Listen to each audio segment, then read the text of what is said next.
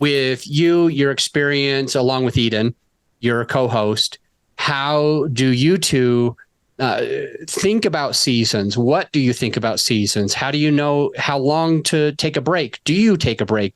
Is season 1 touching season 2? Just kind of give us some of those insights in case we're going to be going through the seasonal direction. Yeah, I mean, you're right. It's never recommended by anybody to do it this way. Everything you'll ever read or hear about podcasts is consistency is key. And if you take a break, you can lose momentum, listeners fall off, and then you have to do all this work to reclaim them again. However, it's not completely unheard of at the same time either. And there are successful podcasts that do that.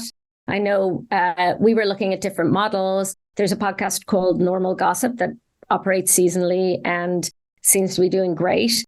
And we had a pretty strong conviction at the outset that we wanted to break it into seasons and take it. As you asked about whether or not there's a break between them, there is. We try not to make it too long. It can be anything from 6 weeks to 2 months kind of thing. It depends a little bit on the cadence of things. And often we'll release a few bonus episodes or a feed swap or something in that little break so that something is still happening for people.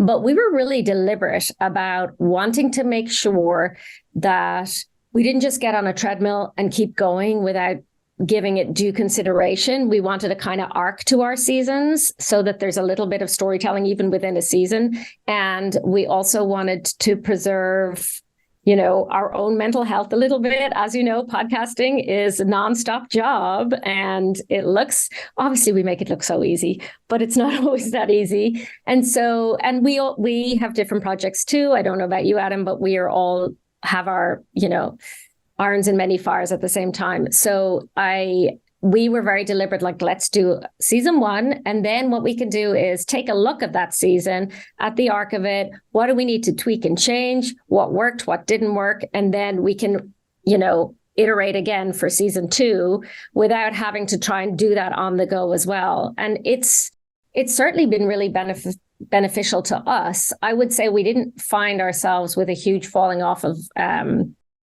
listenership, but it does feel a little bit like you have to build momentum again each time. And the season 2 launch, we kept our socials rolling the whole time. We kept a lot of things going so that we were present in people's minds and lives, I hope, at least. But it allowed us to kind of take a break, take stock. Maybe if we needed to make any tweaks and changes, that was an opportunity to do that. Have a look at what season 1 was missing that we could maybe bring to season 2.